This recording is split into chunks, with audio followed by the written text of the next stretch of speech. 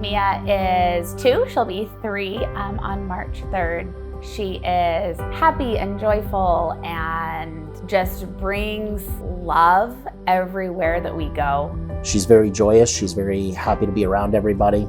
She's probably one of the most socially intuitive 2-year-olds that I've ever met, which is actually pretty common for people with Down syndrome to have that as kind of a unique strength and ability. Everybody loves picking her up and playing with her. She's really just the biggest joy that we've, been able to experience.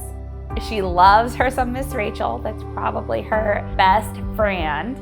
Her big sisters all do cheerleading. She does a Cheerabilities cheer team, and just being around the people, being around the noise, being able to just engage socially, she just thrives. So I was actually at school teaching, working with a small group of kids, and my phone rang.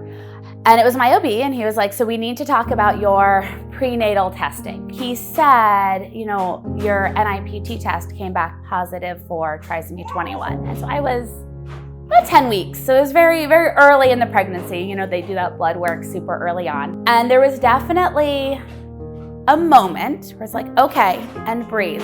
And if I did not have the background that I did, even having that background, there's a period, I think, of grief that you go through when you have a vision that's changed, right? When your expectations are derailed. And I'm just thankful that I had the background knowledge that I did, because that definitely gave light and encouragement to what would have otherwise been very scary news.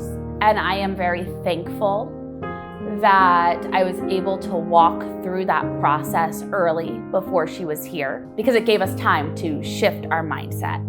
Learning everything that we had to about Down syndrome, so I was preparing for that. I know Angela and I were both reading books and everything on what might be unique, and figuring out, what the expectation was going to be. She's overall very healthy. She just has a few unique qualities, and we're continuing to learn about her every day.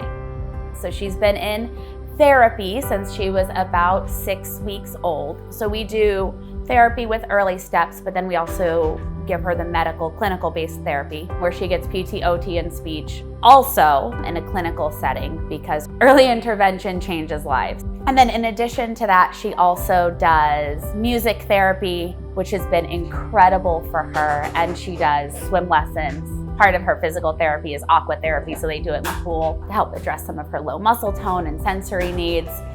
Mia can't talk. She can't talk yet.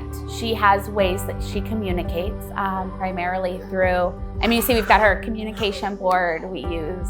She's in the process of getting an AAC device. It's hard to always be social. It's hard, when your days are filled with therapy, there's no time for play groups, there's no time for park dates, there's no time to really invest in friendships, and there are times it can be incredibly isolating. We're planning ahead, we did have to get a special needs financial planner that's more oriented towards that. So we're looking at setting up certain trusts and stuff like that, just so that we're prepared.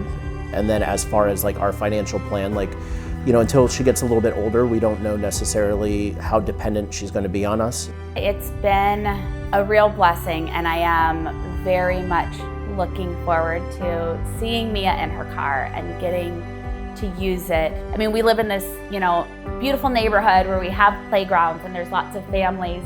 And I watch the kids outside on their scooters, in their cars, in their, other kids that are Mia's age doing these things. And then I look at her and I'm like, I just want you to be able to do that too.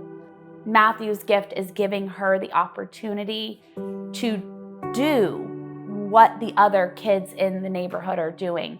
It's giving us the opportunity for her to connect in age-appropriate ways with her peers, and to help them learn about her and what makes her unique and special.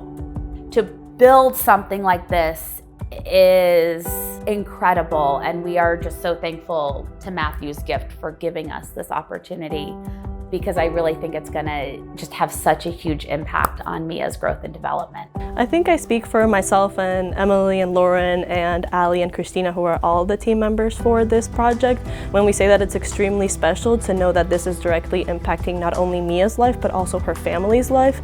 She actually visited us last November, and that initial meeting with her and actually having Mia inside the car and interact with the car was extremely rewarding. I think we learned more that day with her present inside the vehicle than we have in the rest of the semester. The Bible talks about how we are all fearfully and wonderfully made, and just the dignity of life. And people with disabilities are wonderfully made. They are created with intention and purpose, and their lives have meaning. Their lives have just as much meaning on earth as anybody else. And I think we've learned, even in just the 3 years that Mia's been here, we've learned more about unconditional love. And truly through this project, I think we're one small family, but we're one small family that can help educate other small families, and it opens the door for that communication.